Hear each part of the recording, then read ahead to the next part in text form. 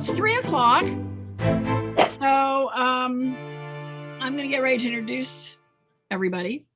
Welcome to the Mechanicsburg Mystery Bookshop. As you might know or might not know, I'm Deb Beamer, the owner. Contrary to popular belief, I do exist. Some people are beginning to wonder if I do exist or not, and I do. This program today is being recorded and will be placed on YouTube following the event. So if you don't want to have your face on the video, please turn your video off now or place a paper over your web camera, because not everybody wants their shiny faces to be on our YouTube programs. Without further ado, I will be introducing today's program speaker. He is a historian, a storyteller, a lecturer, an author. He is just does a lot of stuff, let me tell you. And his history is fascinating. He really researches all of his books and does a major job in making them interesting, I think. And other people must think so too, because we sell his books here in the store. So without further ado, I'd like to welcome John. It's good to see you today. John Moore. Hi, Deb. Thanks very much. Yours. Great. I'm waiting for the applause. I don't hear any, and I don't see it. There we go. Great. There you go. And I write, for those of you who don't know my material, I write paperback books, and I regard myself as a frontier journalist. I can't go back in time to see what's happening. I can't interview people who experience the things I write about. So I seek out their letters, diaries, depositions, official reports, court records, or all sorts of things, so that I can get a feel of what they said and what they did and how they saw things. And I like to use their own descriptions. And I try to be strictly accurate. I don't take any liberties. I'm a nonfiction writer. The truth is really sometimes. You might want to hear him, Dick. You might want to hear him. Can you hear me all right, everybody? Nonfiction. Okay. And so there I go. This is one of the books that I'll be talking about. Tories. Oh, no. Whoa, Tories, Terror, and Tea. And this is the first book in my series about the Revolutionary War. And one of the things I want to tell you is that until 1773, the number one adult beverage, non-alcoholic adult beverage, was tea. Everybody loved it. Everybody drank it. And then in the middle of the year, 1773, word swept through, really upsetting word from England throughout the colonies, that the Crown had decided to impose a tax on tea. And the colonies were not consulted. And the colonies were really very angry at this notion of taxing the tea. The idea was that tea would be sent from England by the shipload, huge quantities, shipments of tea by special tea ships. They would go to the ports in the major cities, Boston, New York, Philadelphia, Charleston, and the ships would take the tea right up to the wharves, and the tea would be taxed right at the dock, so that when the merchant on the land purchased the tea directly from the ship's captain, the tax would be paid right there and right then. And there was a fury. When that news reached Philadelphia, there was a great outpouring of anger, a great public meeting. And the rebellious spirits of Philadelphia very, very quickly organized a committee to stop all this. It was called the Committee for Tarring and Feathering. And if you were a tea merchant and you paid tax on the tea, you were going to get tarred and feathered. If you were a sailor and you were working aboard a tea ship or the captain of a tea ship, you were going to get tarred and feathered. And the leading lights of this chose pseudonyms. One of them was a fellow named Peter Pitch. Well, the tar, was made from the pitch of the pine tree. And there was another anonymous guy, Thomas Tarbucket. and Benjamin Brush. And these are names that appear on the official records from 1773. They made up posters, and copies of the posters have survived in the official Pennsylvania records. Well, as the year progressed, it got closer and closer to the time when a tea ship would arrive. And word came from England confirming details that hundreds of chests of tea would be aboard a tea ship called the Polly. And the captain of the Polly was a man named Ayres. He was an experienced veteran sea captain. And he sailed out of London with hundreds of chests of tea, black tea, bulk tea, headed for Philadelphia. Now, Philadelphia is well more than 100 miles inland from the Atlantic Ocean. And in order for an ocean-going ship to get into Philadelphia, the ship's captain needed the services of a river pilot who knew the way past all the shoals and rocks and crazy channels between the ocean and up into the Philadelphia harbor. Well, Peter Pitch and Benjamin Brush and Thomas Starbucket very quickly sent out the news that any river pilot who helped the Polly come upriver would be tarred and feathered. And so the Polly arrived off the Dover coast and sat there, and nobody would take it in. And Captain Ayres was a wily fellow. And when he spotted another ship going in, he simply followed it. And by the time news reached Philadelphia that the Polly was arriving, the ship had come up to Newcastle in Delaware. And so the Committee of Tarring and Feathering sent representatives down to Wilmington to intercept it and to make the captain come right up on horseback to Philadelphia and leave his ship there. But by the time the committee representatives got to Delaware, the ship had already passed Wilmington and was coming up the Delaware. Well, people from Philadelphia, a large number of them, went down to a narrows in the river about 5 or 6 miles below Philadelphia, and they saw the ship coming up, and they hollered to it, and the ship stopped and sent people ashore to see what was going on. And the news was, stop, anchor where you are, and Captain Ayres should come aboard the land and ride up on horseback. And so Captain Ayres did. It was December 30th, 1773, and I've been in Philadelphia in late December, and I know it can be darn cold at that time of year. When people realized that the captain was coming to Philadelphia, there was a meeting planned for the State House, which we know as Independence Hall. So many people came from the town to attend the meeting that the meeting was rescheduled for the public square in front of the Independence Hall. Ayres arrived with his escort.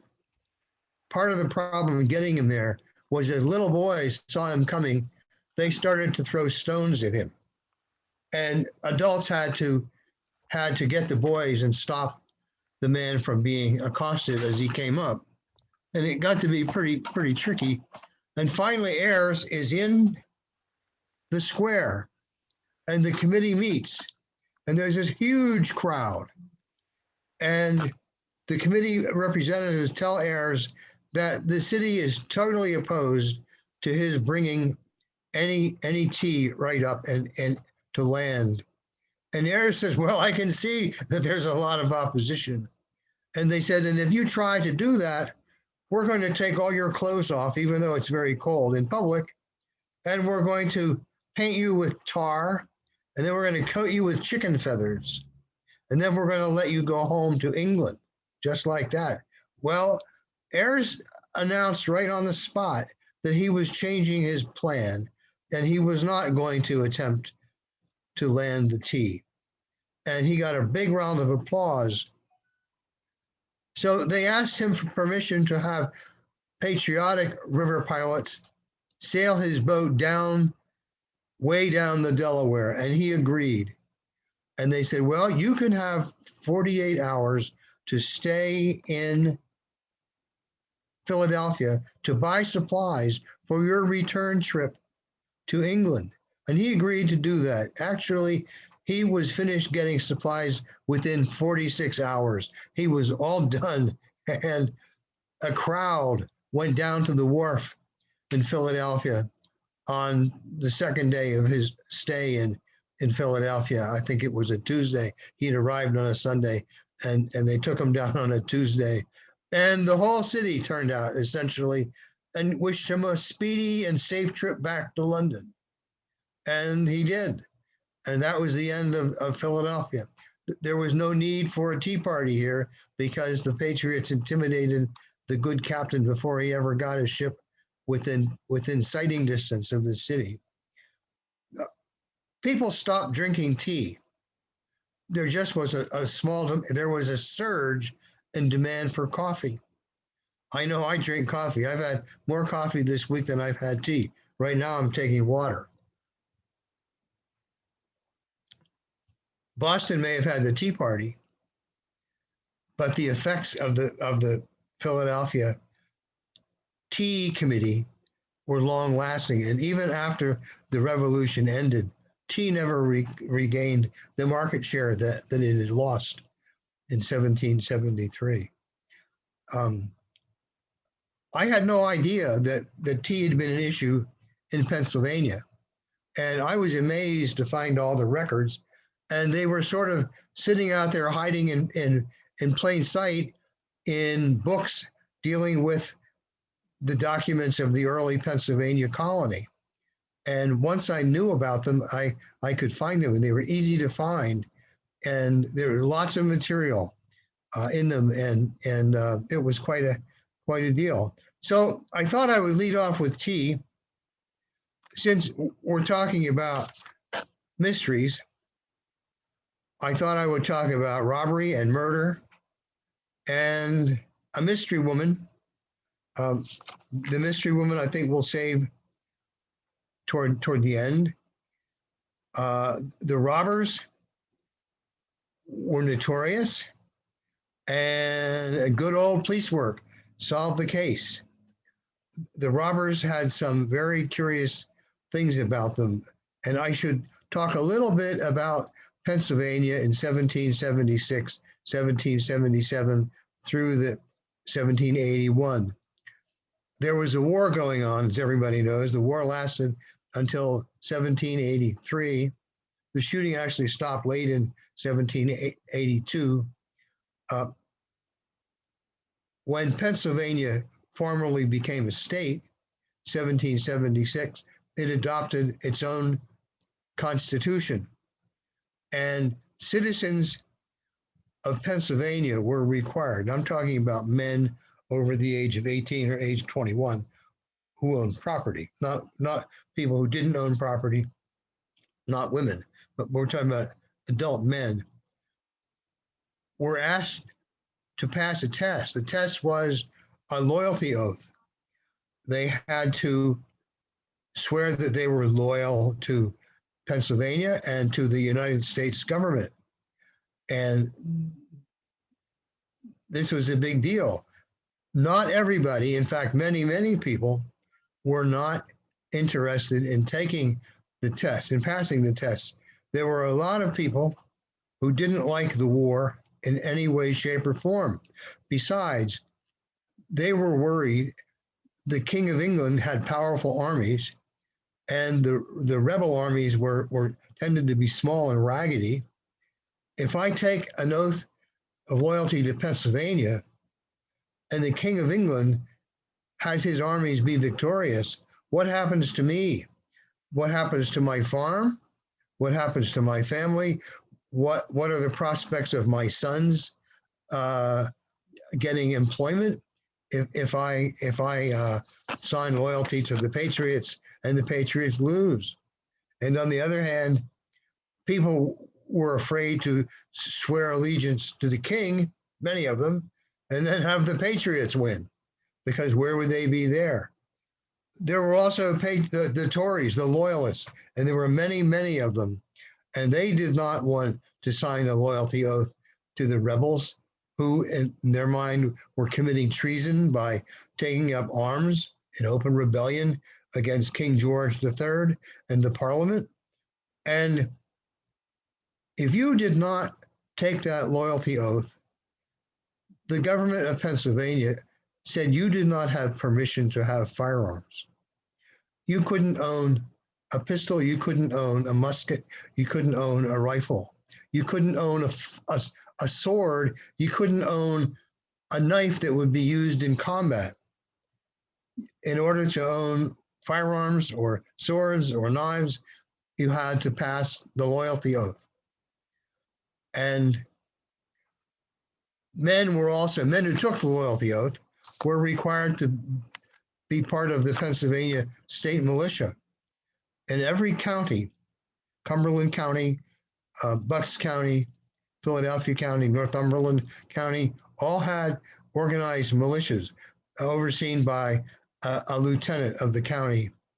And if I'm a member on paper of the Northumberland County militia where I live, and I don't go to practice to drill, then I'm obligated to pay a fine for skipping the meeting.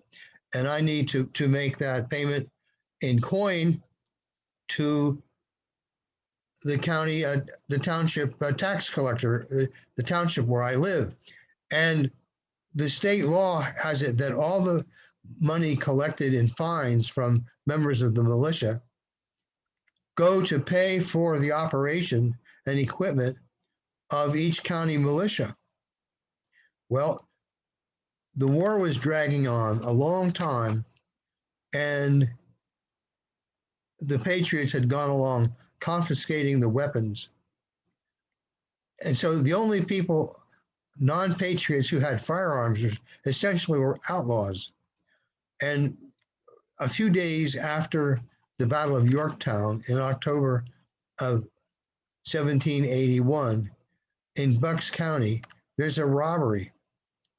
And the victim of the robbery is a township tax collector.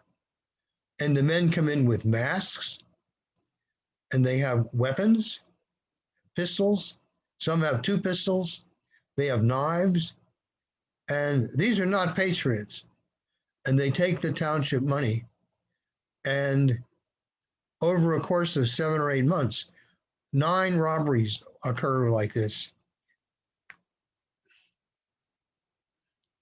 One night in late January 1782, in Bucks County, a township tax collector named James Snodgrass was at home. It was a moonlit night, and I think he must have been feeling romantic because he invited his wife to go out with him on a long sleigh ride across the countryside.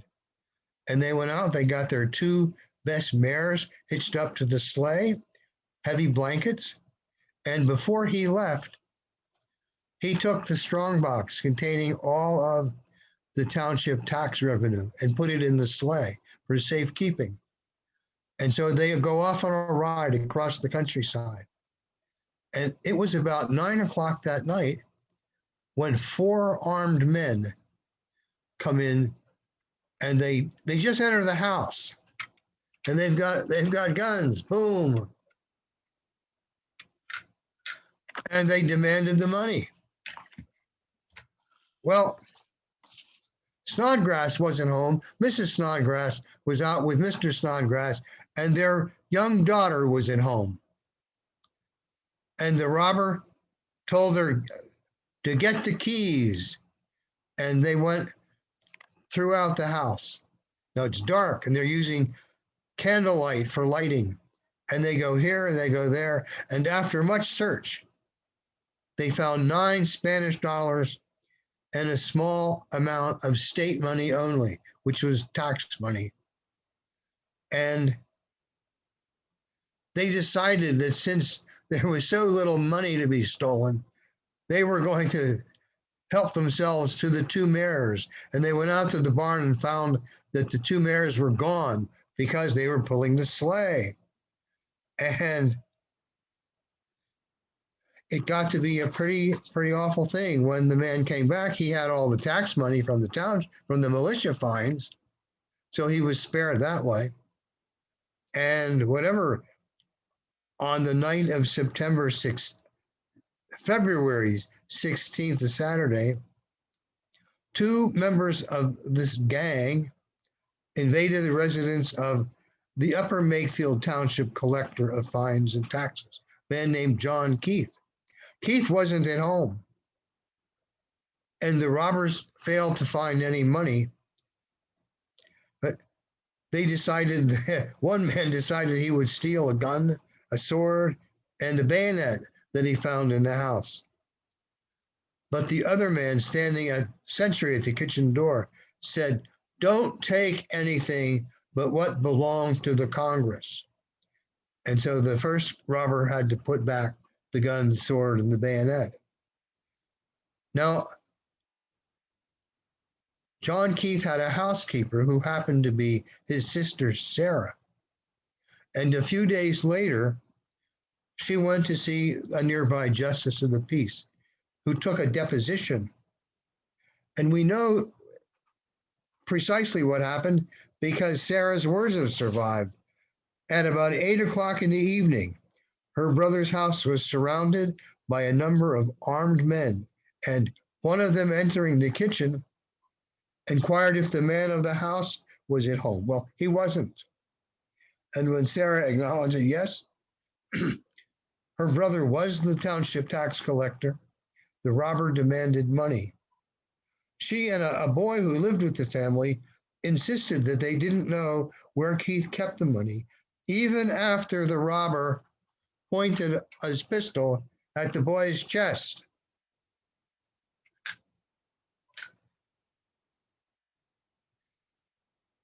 He ordered Sarah to accompany him throughout the house, and she had a lighted candle, and he began a room-to-room search of the resident.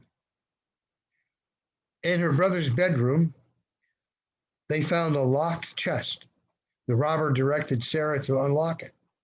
She unlocked it, but there were documents, no money. He searched every other chest of drawers and cupboards that he found in almost every part of the house, but he failed to find any money, Sarah said. And then Sarah said he left them and went off with the other robbers without taking anything but a few biscuits that he found in the kitchen. Good police work broke up the ring.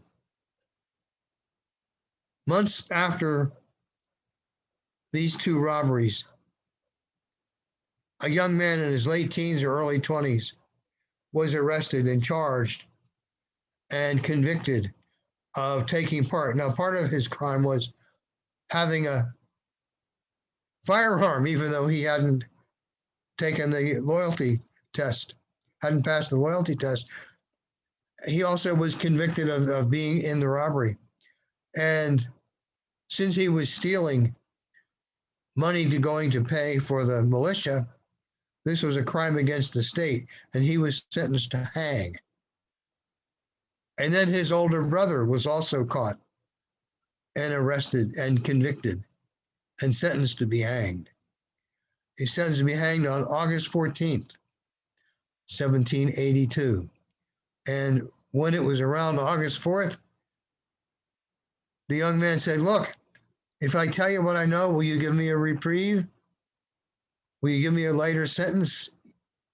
"Well, we'll think about that." And then his brother said, "Well, I'll tell you what I know too, and give us each a reprieve, please." And they turned state's evidence, and they fingered all the people in this gang. The ringleader was a fellow named Levi Doan and Moses Doan, and there were about 4 Doan brothers who lived north of what is now Doylestown, and they had a hangout. There was a cave along the Tohican Creek, a few miles in from the Delaware River, and the robbers were said to hang out there. As it turns out, there were even some township tax collectors were in on it. And the deal was that all this money, this political money, was not handed over to the Loyalist cause or given to the British, but the robbers themselves split it up. And a township tax collector, one of them, told Moses Doane that if he came on a particular night, he'd have lots and lots of money. And so the robbers struck that man's house that night, and only to be told that the township treasurer had been there, the county treasurer had been there earlier in the afternoon and had collected all of the money. And so they had nothing at all. And so there were several tax collectors who were implicated, and 2 or 3 men were hanged. The 2 men, the Vickers brothers, Vickers, in case you have people who are interested in genealogy and have Bucks County roots, they were the brothers that turned state's evidence. And after the gang was broken up, they won full pardons. And so they got out of jail. They had no future punishment.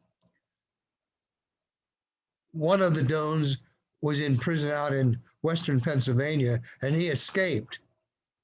And he made his way to New York by 1783 and managed to get on a ship that the British were using to take Loyalists up to northeastern Canada. So he got away and was able to establish a new life for himself. One of the township tax collectors was a fellow named Winder, Winder, from down around Newtown, between Newtown and Washington's Crossing. And he had connived at a robbery of his own place. And as it turned out, they got onto him, and they came, and he went to his brother's house, and his brother hid him in the cellar. And so he managed to escape. And by a wild coincidence, one of my distant cousins was his distant niece. And so I turned to Claire using email, and she searched her family records and found out that her great uncle Winder made it to Canada as well. Other members of the Doanes went to Canada, and they crossed the Niagara Falls and were still living there in the late 1880s. 2 of the Doanes, Levi, L-E-V-I, and Abraham were hanged in Philadelphia. And Levi's father drove a wagon from Bucks County down to Philadelphia and retrieved their bodies and brought them back. And the Doane family were Quakers, not the sons, but the parents were Quakers, and they belonged to a Quaker meeting near a place in eastern Bucks County called Gardenville. And there was a very nice, well-kept Quaker Friends burying ground there, still quite nice, surrounded by an old stone wall. And the 2 outlaws who were hanged, because they were hanged, they were buried outside the wall, right next to the wall, but outside of it. I went down doing my research last summer as I'm finishing the book, and I'm looking around the cemetery, and there on the outside of the wall, in the weeds, literally in the weeds, were 2 tombstones. And the one said, Levi Doane, outlaw in big, large letters. And there was a footpath leading from a nearby property to the spot. And it looked like people were coming occasionally and maybe doing a little weeding. But on one side of the wall were these very neat, lawn, well-kept, well-marked gravestones. On the other side were these 2 very lonely outcasts. I thought that was quite neat. So police work. You catch the guy, you threaten him with a severe punishment, and then you turn him. And then once he has talked and you've been able to roll up the entire operation, you let him go. You give him an official, whatever. And so I'm looking it's about 3:29, 3:30. I wanted to talk about some murders, and there was a fellow named Jack Armstrong. If you're familiar with the Juniata River Valley, you know that there are a couple of stretches along there called Jack's Narrows. One is up toward Mount Union, and Jack's Narrows was named for Jack Armstrong. Jack was a very rugged, rough, crude man. He was an Indian trader. He had lots of brothers, maybe 4 or 5 brothers, and they were all a pretty ferocious bunch of men, so even brutal. And Jack's friends had warned him that his tactics, his dealings with the Native American fur trappers were too rough.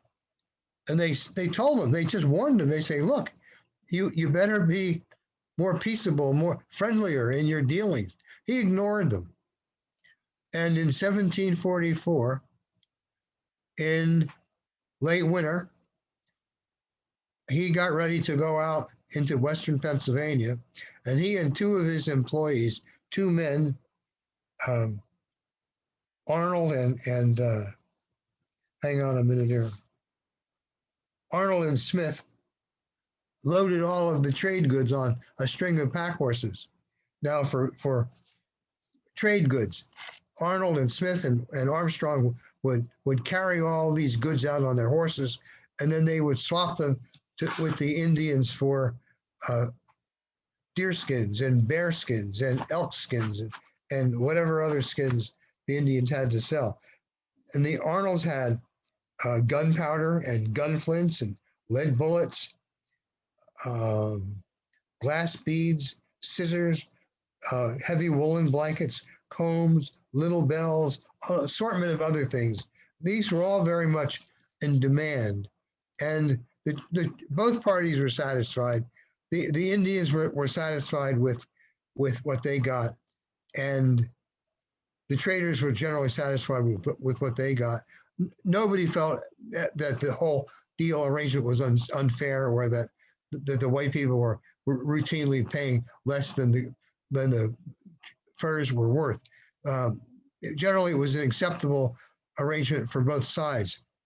So March passed, and now we're well into April, and a rumor spreads across the frontier, and it would have gone from Carlisle all the way up to what is now Sunbury, and the Delaware town of Shamokin, which is right at the forks of the Susquehanna. And the rumor said that although Jack Armstrong and his 2 employees had gone into the mountains, they were not coming back. The rumor was sketchy about details, but said that the 3 men had been murdered. Well, when the rumor reached the Armstrong relatives down in Lancaster and along the lower Susquehanna up as far as Halifax, people got worried. And Armstrong's friends and relatives got on their horses and they rode up to the Indian town at present-day Sunbury, and they talked to the headmen there, and they said, look, we hear what's going on. We hear all these. And the Indians said, well, we've heard these things too, and we don't know what's going to go on, but we're going to get to the bottom of it. And the head man was an Iroquois named Shikellamy, and I'm probably not pronouncing the name correctly, but he was a representative of the Six Nations Confederacy. He had been sent down to the Susquehanna Valley as a kind of administrator, a territorial governor. And he had some very specific powers, but not the kind of governing powers that we would expect a governor to have. And the Delawares came to Shikellamy, and they said, look, we really have to deal with this. And so the Indian leaders went to a Delaware medicine man, and they told him to look into it. And this is one of the neatest things I've ever come across. The man did what he needed to do. He did his conjuring, his dancing, his chanting, whatever. And in the morning, he came back and told Shikellamy and the Delaware leaders, look, I've been at this all night. I put a lot of energy in it. And you need to go and find two young Indian men, the ones that are known as Jimmy and Billy, because they were there when the murders happened. And so while this is happening, the Armstrong brothers and their friends and a number of Indians have left Shamokin, and they have gone over to the Susquehanna Valley, and they go all the way up to about Mount Union. Now, there are no white settlements up there at all at this point. And this is Indian hunting ground, and it's very desolate. Very few people, maybe some occasional Indians may have hunting cabins along the way. But it's early in the year. It's late April, early May. And they come to a spot, and something's funny here, and they find some human bones, and there are cut marks on the bones.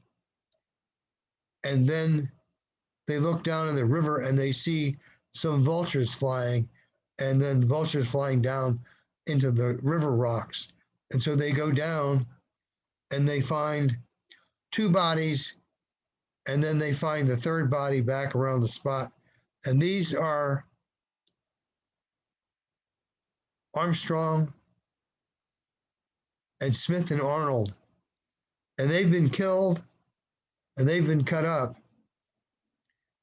And it looks like parts of Armstrong have been eaten. And they go back. The Indians at this point disappear.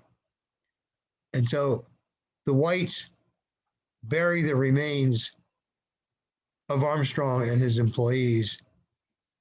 And then they all head back down the Juniata, but they don't take the way they came because they have dogs with them.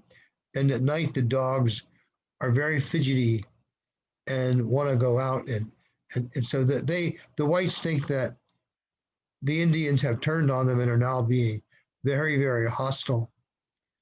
And they go back to their base by another route so they don't get ambushed. They're very, very concerned about being exposed in Indian country and walking into an ambush. So they go by another way and they get back safely. Shikellamy and the Delaware leaders have interviewed Jimmy and Billy. And yeah, they were there. And they were there and present when the murders happened. And the murderer was an Indian named Musamilam. And I'm probably not saying that correctly. Musamilam was an older man, and he and Billy and Jimmy used to go hunting bear. And he wanted them to go hunting bear. And they said, well, we want to go to the mountains. That's where the bear are, but you're taking us along the river. He said, here, put your black face paint on. And Musamilan put black face paint on. And he got out his killing weapons for combat. And Billy and Jimmy didn't like the sounds of this. And they came upon Jack Armstrong. And Jack said, what are you doing here? And Musamilan said something like, I came to kill you because you've been cheating me. You took my horse, you took my gun. You were very unfair. And he killed Armstrong. And then they went down and they killed Arnold and Smith. And they took they plundered all the goods that the traders had brought with them on pack horses. And so Shikellamy had his sons, his two oldest sons, arrest the three Indians, and they decided that the one young Indian probably wasn't guilty, so they let him go. And the Shikellamy brothers took Musamil and the other young man down to jail in Lancaster. And along the way, the young Indian confessed, and so they let him go. And he didn't do it, he said. Musamil had done all three. And so they have placed Musamil in jail, and Musamil tells the jailer that, yeah, I killed that he was a really nasty man.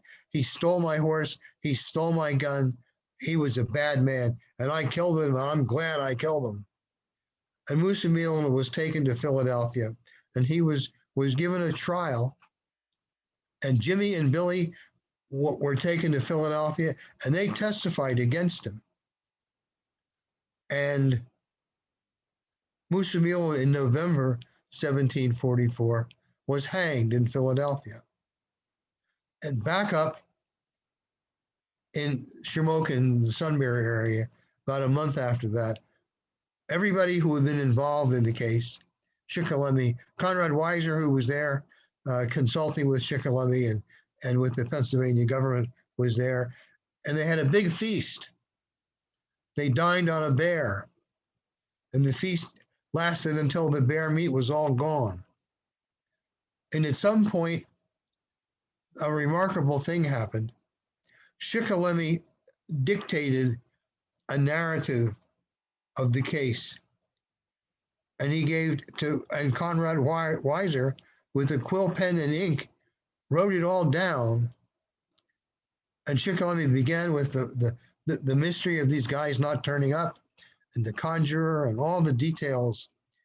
And Conrad Weiser wrote it all up in a very lengthy report. And it appears in the Pennsylvania Archives for the year 1744. Pennsylvania Archives is a series of books, and a lot of the things they have are very dull and incredibly boring. And I know of no other document in Pennsylvania history where a white man took such a lengthy statement from a Native American official and incorporated it. The entire report was Shikelamy's narrative. Conrad Weiser didn't paraphrase it and say this is what Shikellamy, this is what Shikellamy said, colon, and there's the whole thing. A fascinating case, fascinating document.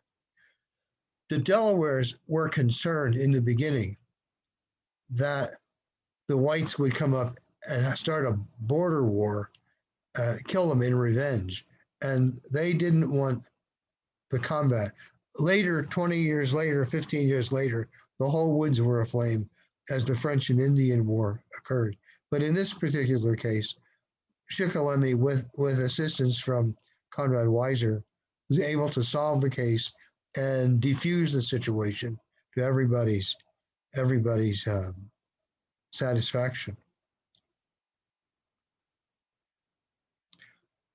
Let's move forward about 30 years. 1776, the Hessians and the British soldiers have chased Washington's ragtag army across the Delaware River into Bucks County. And it was an incredibly hard time. And I get into this in my book, Against the Ice. Here we go. You can see that? And as I researched for the book, I've known about 1776 all of my life. I come from New Jersey, and my family members, my ancestors, were involved were rebels. And one of my ancestors was among the hundreds of Americans pushed west across New Jersey. He lived on the Delaware, so for him, he went home. And he had to rest because his feet were incredibly injured from what he called hard marching. And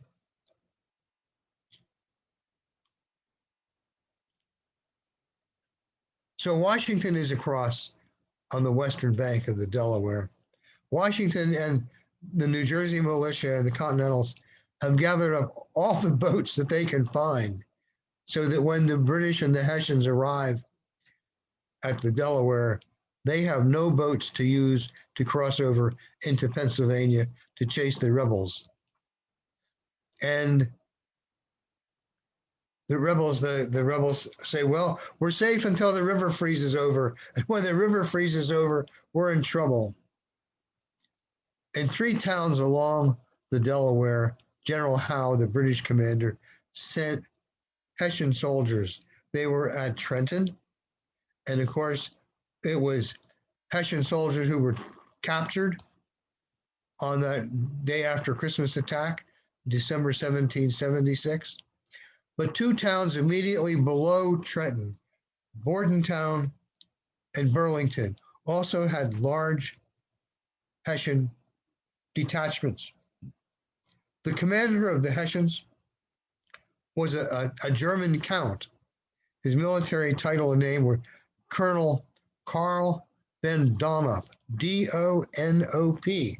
And I'm not a German speaker, so I'm contented with my Americanized Donop.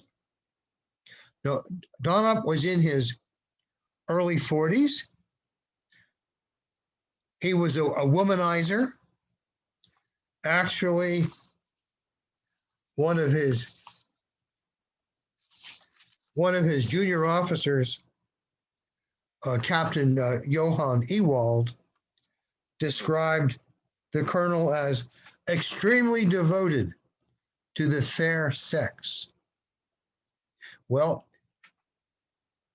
an American general based in Philadelphia sent an expedition east across New Jersey in mid-December, and he had maybe 500, 600 troops, mostly New Jersey and Pennsylvania militia.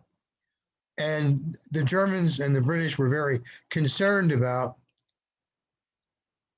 this American force to their south. Excuse me. And Colonel Donop went down with 2 regiments. He left a 3rd at Burlington, but he left Bordentown and with 2 regiments, and he went south and east of the river to find this force of mixed force out of Philadelphia. And he ends up at a place called Mount Holly, about 15, 18 miles away from Bordentown. And that's very interesting because Trenton and Bordentown were about 5 to 6 miles apart. And there was a bridge very strategically placed on the road from Trenton to Bordentown. It was a stone bridge.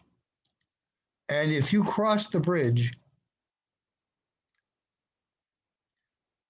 you could get away. When the Americans attacked Trenton, had the colonel and his regiments been at Bordentown in full strength, it's possible they would have definitely heard the cannon fire at Trenton.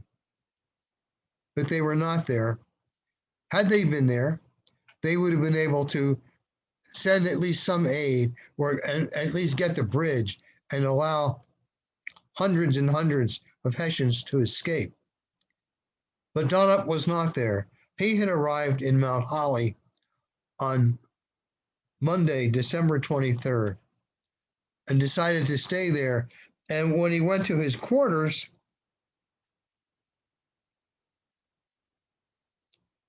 he found the exceedingly beautiful widow of a doctor.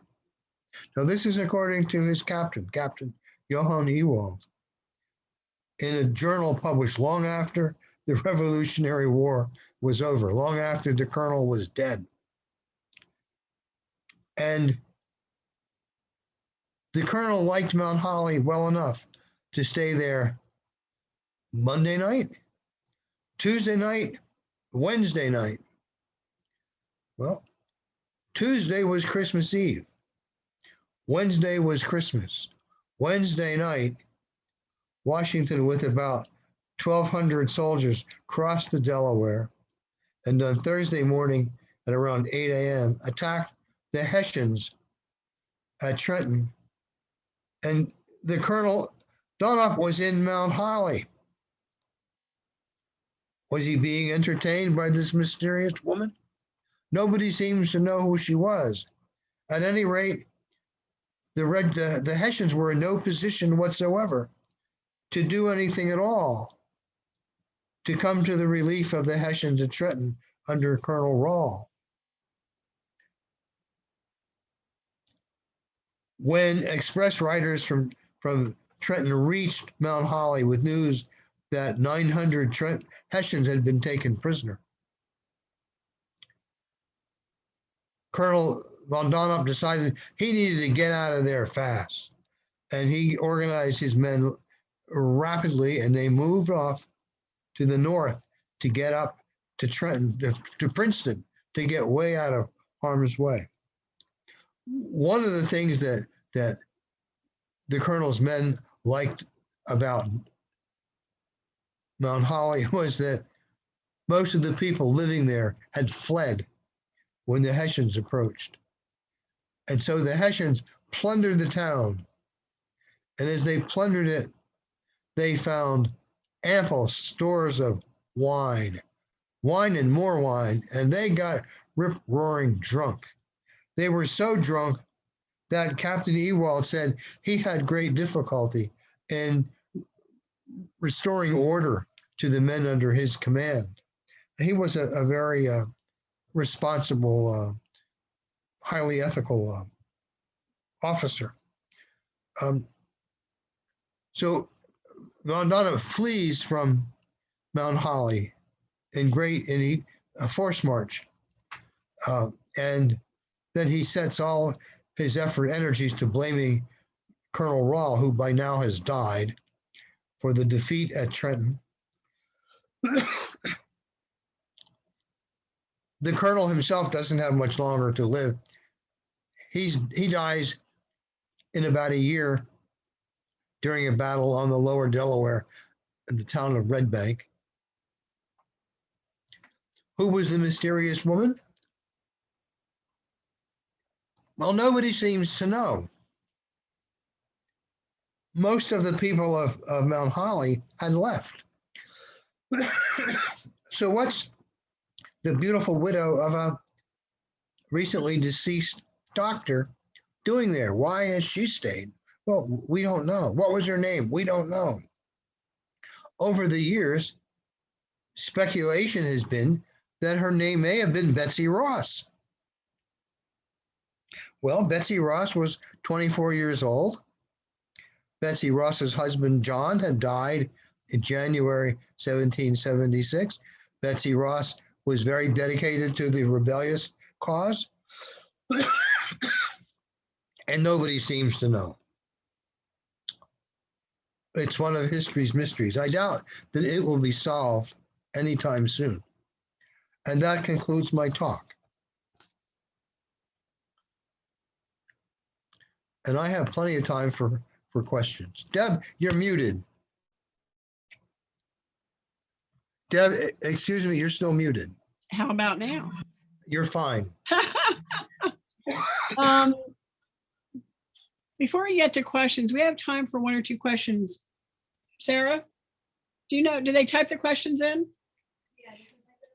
They could ask them if they want. Either type them in the chat, or if you unmute, we can hear your question. Just take one at a time. And while you're thinking about if you have questions, we do have John's books for sale on our website. We have them here in the shop. And he was nice enough. We did some special book plates just for him and his books. And so we have lots of those signed too. So we can give you a signed copy of his books. And we know that if you want a book personalized somehow, we know if we send it to John, he'll do that and he'll send it back to us. So again, if there's any questions, go ahead and unmute yourself and ask your question, or go ahead and type it in the chat.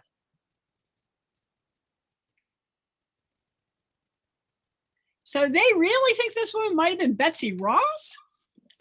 That's what the speculation is. There's several things wrong with the theory.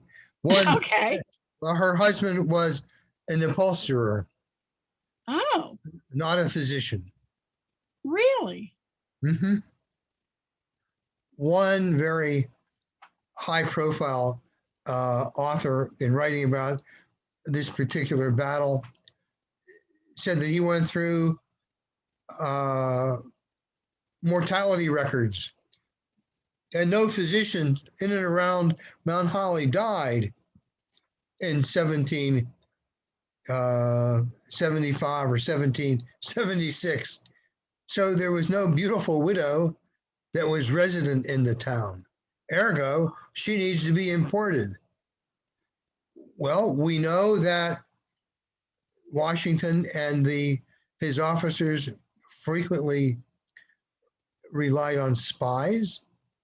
We know the exploits of male spies for whatever reason.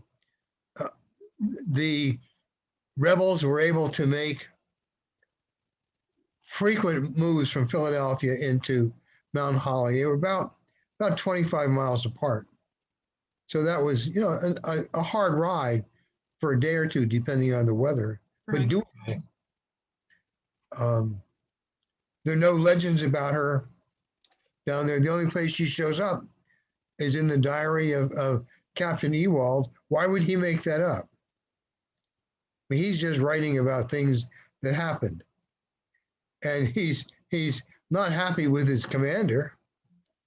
I think Ewald would tell us, if we could talk with him, which we can't, that the regiment should have been in Bordentown and Burlington, ready to reinforce Raw, if only to get that bridge and open that bridge and let more Hessians escape. Once the cannon fire started at Trenton, the Battle of Trenton, the fighting lasted maybe 90 minutes. Wasn't a long battle. If the Hessians had a cavalry unit stationed at Bordentown, and I don't know that they did, cavalry could have made that trip very quickly in half an hour. Raw was just hung out to dry. And it's interesting. But no, there's no proof that it was. Do we have questions? I need at least one question. Okay. Here's one for you. What an incredible amount of research John needs to do in order to ensure such detail and accuracy. These are not novels. These are true stories. How has he been able to access such material? How has he been able to get access to such materials used for the research? Well, when I started out, I had to go from library to library, find a parking place, find a place to eat lunch, etc. Then I might have to pay a fee to get into the library, and I had to be there on the days that it was open, and had to leave when they closed. Everything has changed in the last 25 years, and there are literally thousands of books about Pennsylvania history online, and about all sorts of history online, and you simply have to learn what you want to find and when you want to find it and go looking for it. And I have a virtual library probably of I would say 150, 200 old books. I mean, that have been out of print for at least 100 years. One of the things I do is I look for things that are out of copyright, because I'm not going to tangle with some other writer with deeper pockets, because I'm writing on a smaller scale. I'm very focused on my topic, and I want to be able to know. A professor I know has just translated some amazing diaries from the 1740s, right from the area that I really love. And I can't access them. I mean, I can read them when they're printed eventually. But I can't mine them, quarry them, and use them for my writing, because they're hers. And they're intellectual property, and she has them all by herself.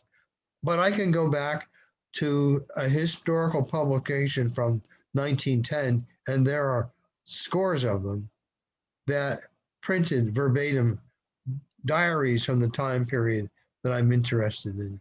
And those I can use as I will, because there are no copyrights. They're out of copyright. But I just go and I search. Archive.org is a marvelous place to go. But I was taught to be a hunter. So I was taught to go out into the woods or into the field for hours, maybe to get one little rabbit, one little bird. So I just do the same. I use the skills that my father taught me, but I go through old books. And if I find one little thing, one little morsel, hey, that's great. You know, it's the discipline that I learned as a boy. So I go hunting. And journalists do the same thing. We have one more question, and then we'll end the program for today. What got John interested in this time period? What interests you in the time period, John? Oh, I've always been interested in it, Deb. The answer is that I grew up in central New Jersey, and there are tons of Native American place names. The Robbery River, where we used to fish and swim, is one. The Native Americans are all gone. And growing up, my question was, where did they go? And I went to college in Bethlehem at Moravian, and son of a gun, I found that they came to Bethlehem and up and down the Susquehanna and throughout Pennsylvania. We're here briefly. So it's been a lifelong thing. I joined the Archaeology Society of New Jersey when I was 12. So it's been a passion all my life. Are you And I'm like glad- maybe the youngest person to join? I think I was at that time. Okay. Oh yeah. And the state archaeologist was one of my references for college. Okay. Yeah. Oh yeah. No, that was. I used to go down to the archaeology lab during Christmas vacation and volunteer. Oh my goodness. As soon as I could drive. As soon as you could drive, okay, that's impressive. Yeah. Well, yeah. It's been such a pleasure having you with us this afternoon. I want to thank everyone who's joined us this afternoon. Thank you so much for spending some time with us and with John Moore. And we will have you back. And hopefully the next time we get together will be in person here at the shop. And that concludes today's program. So y'all have a great week and take care now. Thank you, Deb. Bye. Thank you, John. Take care.